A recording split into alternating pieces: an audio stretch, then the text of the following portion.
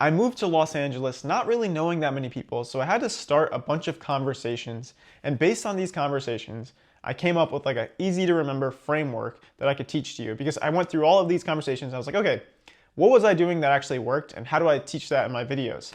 And the framework I came up with is chat. So you comment on what's around you, highlight something about yourself, assess if they want to talk to you, because sometimes people don't want to talk to us. But if they do, toss it back to them by asking a question. So this is super easy to remember. It's literally just chat, the acronym, and I'll go through an example. Let's say you're at a run club. I know run clubs are huge these days. Let's say you're at the run club and you want to talk to the person next to you. Maybe you want to become friends with them, whatever. Then you could just be like, oh, it's pretty busy here. It's my first time here. So you commented on what's around you. You're at the run club. You're talking about the environment. And then you highlighted something about yourself. And this is important because so many people, when they have a conversation, it feels like an interview. They feel like they're interviewing the other person. They just ask them a bunch of questions that are not even related to each other.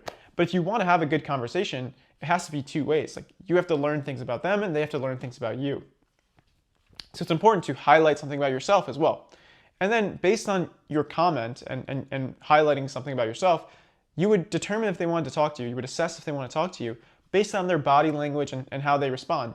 Like if someone like puts in their headphones and they're like, oh yeah, that person probably doesn't want to talk to you, which is completely okay because like not everyone's going to want to talk to you, especially as adults. Like in college, it's so much easier because you're surrounded with people your age and you're going to class and stuff. So it's like more likely that someone would want to talk to you.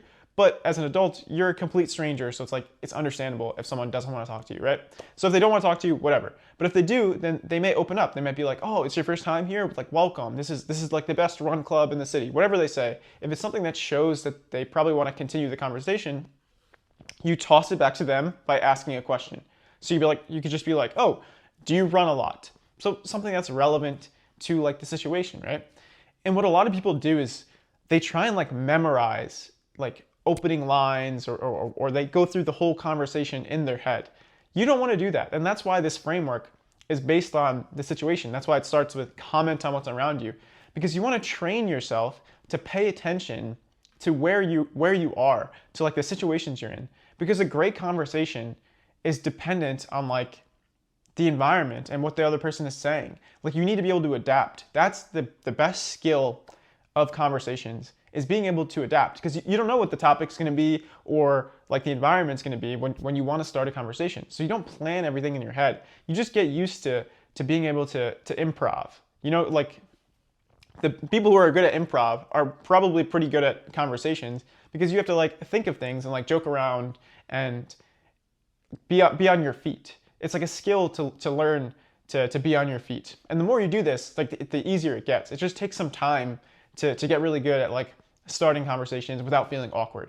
But the more you do it, the easier it gets. So it's like you just need to put the reps in of just starting these conversations, and you could use this framework and it will teach you how to pay attention to your environment and have like a natural conversation.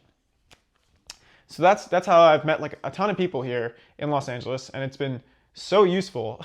And I'm glad that I thought of this framework because now I get teaching in my videos. I wasn't like sitting around like, oh, how do I start a conversation? I didn't like plan this out and then do it.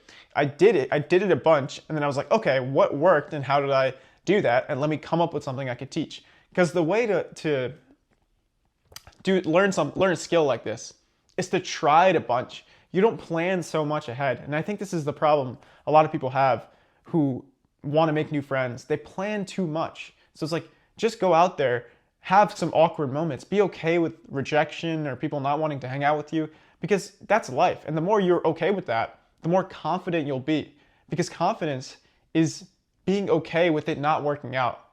Like the most confident people, it's not that it just works out for them all the time. It's that they're okay if it doesn't work out, right? So if you want to be confident, you have to be able to deal with rejection. And the only way to deal with rejection is to get the reps in. Just like start having these conversations, and then it becomes more natural. And lastly, make sure you're going to places where there will be people who have similar interests. Because if you hate making friends at like the club, don't go to the club, obviously.